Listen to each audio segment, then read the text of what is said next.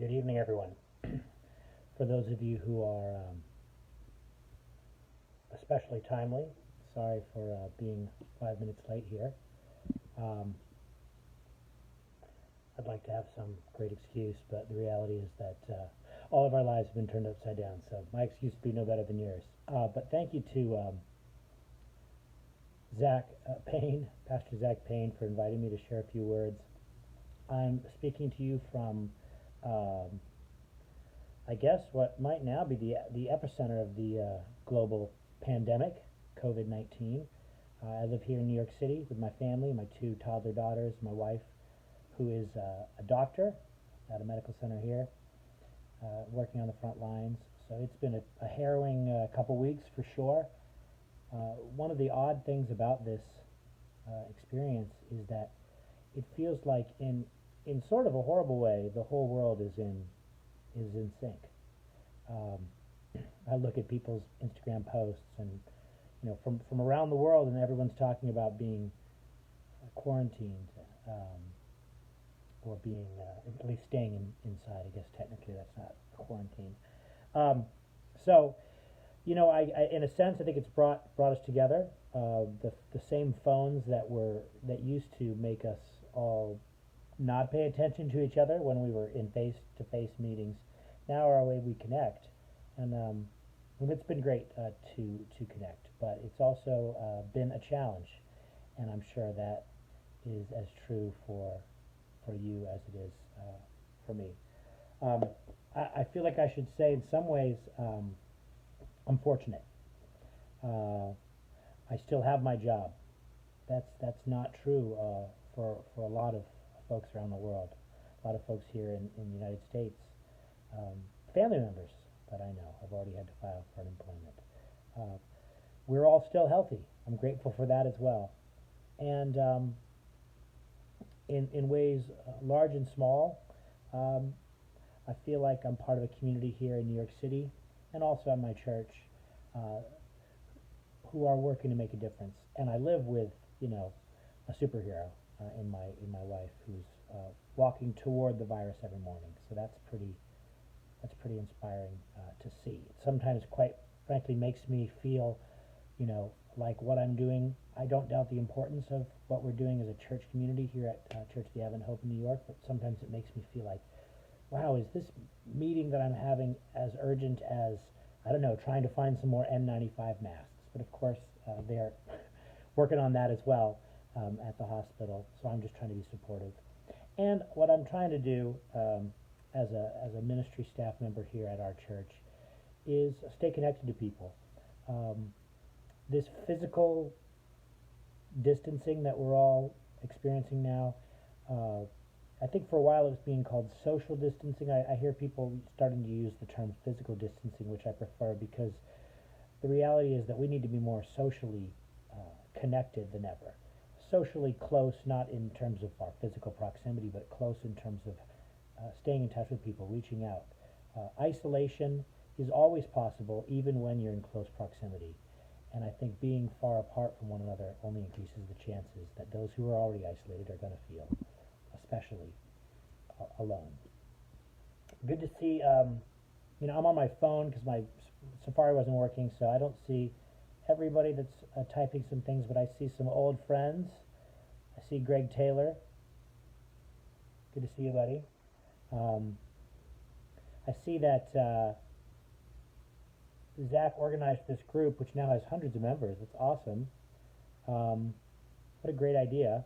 I know not all of us that are part of this group are from the greater Milwaukee area, but I know there's a concentration there, which is not far from my homeland of southwestern Michigan. So hopefully this will be a chance, maybe not in real time, for me to be able to connect with some of you.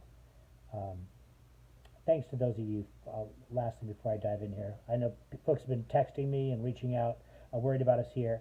We're doing well. It's stressful, but we appreciate the prayers, and we're thinking about you as well, and praying for you too.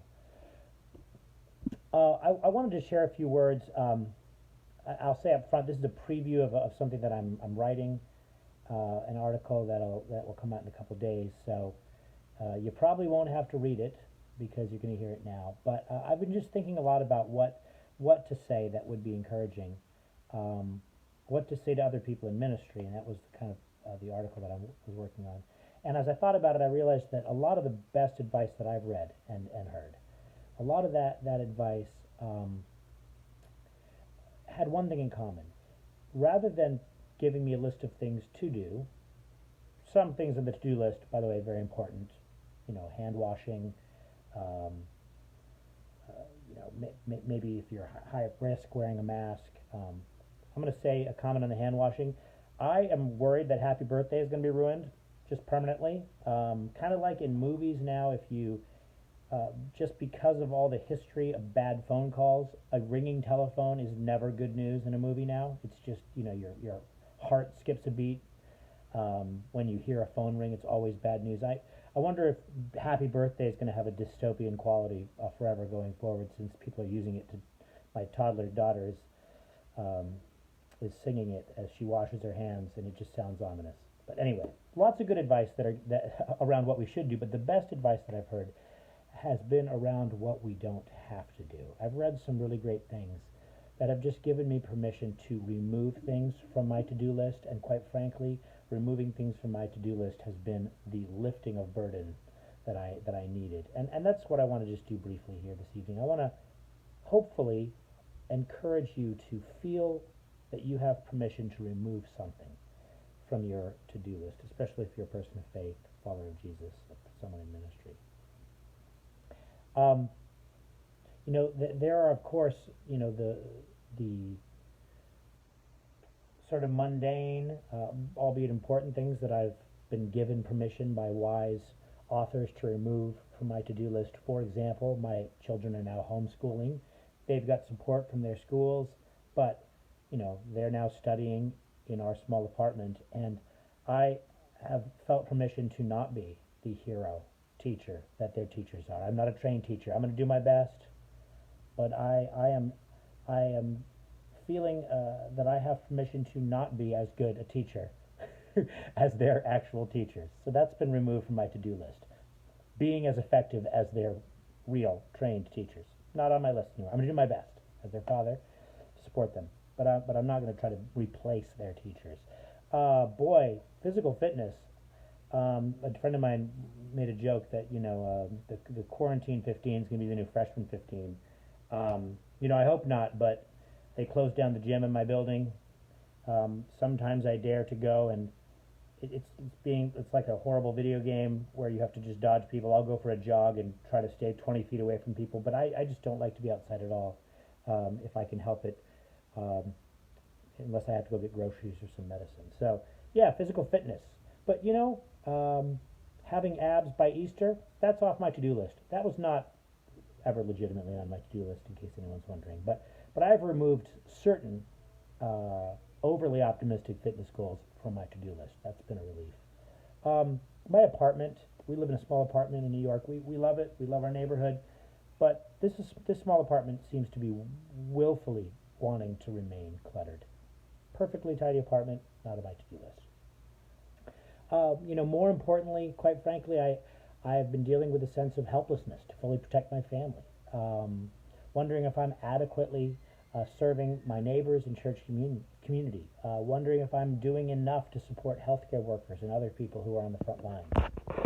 That's something that I have,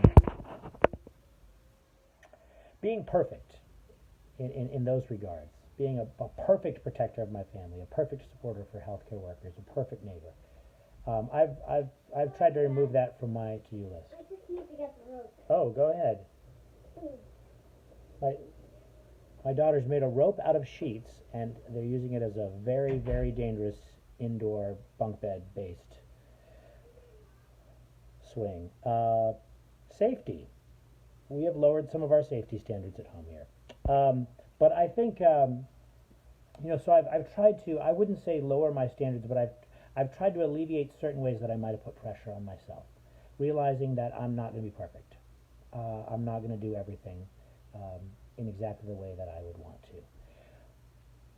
And I think the what I want to talk a little bit about just this evening is an expectation that I didn't realize that I had until I started facing this crisis along with everyone else. And that's the expectation that I would feel differently than I do. The expectation that as a person of faith I would feel more hopeful than I sometimes feel, that I would feel more encouraged than I sometimes feel, that I would feel more confident than I actually feel. I think I expected myself to feel a certain way as a person of faith. Um, and what I have realized after reflecting on this a lot, and what I want to share with you, is that I don't think that faith is actually a feeling. And I want to give you permission, give myself permission, not to have to feel confident, feel certain, to have faith in this difficult time. Something that helps me understand the relationship between faith and feeling is the relationship between worship and our emotions. Worshiping God certainly involves our emotions, our heart, our attitudes, but Scripture consistently describes worship not merely as an internal state, but as an embodied way of being before God, with one another and the world. To worship is to fall prostrate, to kneel, to raise hands, to sing, to act in response to God. And of course, outward form does not necessarily correspond to what's in our hearts, but even when discussing such incongruence between outward form and what's in our hearts, the Bible's inspired authors consistently talk about insincere worship by pointing to actions. They don't just criticize a lack of sufficient feeling. They point out actions. They say that these worship practices are illegitimate and insincere because, and then, for example, in Isaiah 1, because you're not taking care of one another. You're not taking care of the widow. You're not taking care of those in need. When the Bible talks about a faithful worship, the Bible doesn't talk about a feeling. It talks about actions. And oddly, this is kind of good news when I think about my own faith in this time. Congruence between faith and feeling is good. But thankfully, it's not a necessary requirement for worship. And I don't think it's a necessary requirement for faith either. Sometimes I don't feel like worshiping God, but that does not remove the value of humbly bowing before my Creator and serving my neighbors as acts of worship. And faith in general, I really believe, similarly does not require me to feel a certain way for my faith to be efficacious. First of all, faith is not something we need to create inside of ourselves so that we might be saved. As Paul argues, it is by grace you have been saved through faith, and this faith is not your own doing, it is a gift of God, Paul writes. And second, this time of incredible uncertainty is teaching me something essential about what that gift of faith actually looks like, along with its counterparts, I think, hope and love, what those actually look like. I'm married, as I mentioned, to a doctor who gets up every morning and walks toward the virus in one of this pandemic's global epicenters. And she does not walk out the door in the morning because she has the right set of feelings. She has fears and doubts like the rest of us. But she also has faith in her team. She has hope that her actions will make a difference. And she has a love for those that she serves and serves with that persists through any emotion. She doesn't walk out that door in faith in the morning because she's got the right set of feelings. Susan David is a great author. As Susan David says, courage is not the absence of fear, but fear walking. I love that quote. Courage is not the absence of fear, but fear walking. And faith, similarly, is not the absence of doubt. Hope is not the absence of uncertainty. And love is not the absence of all the feelings that can paralyze us and lead us to despair. My encouragement to you today is simply that if you don't have all the answers, you can still offer someone a word of assurance. You don't have to have certainty, to live like what you hope for is actually possible. And you don't have to feel any particular way to move forward in faith, to pray, to serve your neighbor, to hug your kids, to call a friend or church member to check in, to bring food to someone that that can't go shopping. You don't have to feel any particular way to live a life of faith, to to live out your faith. Um, Weirdly, I found some comfort in the book of James, and this idea that faith without works is dead. Now, what I definitely don't believe is that we earn favor with God by good works.